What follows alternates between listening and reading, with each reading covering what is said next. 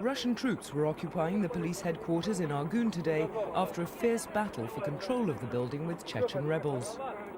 Despite being the focus of the assault, the building remains standing and relatively untouched.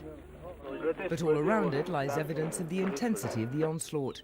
The elite Russian Special Forces troops stormed the building with tanks and armoured personnel carriers supported by helicopter gunships. It was the locals who bore the brunt of the assault. The homes closest to the police headquarters were destroyed. Those who'd fled before the fighting began on Monday were allowed back into the area.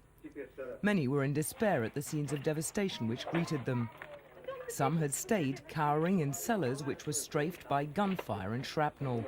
This civilian, who'd strayed from the relative safety of his home, was killed in crossfire on Monday and lay where he fell until neighbours were able to return to remove his body. The Russians say they lost just one soldier, with 12 others wounded. They claim to have killed between 60 and 80 Chechen rebels. Locals picked through the debris of their shattered homes and began making what repairs they could.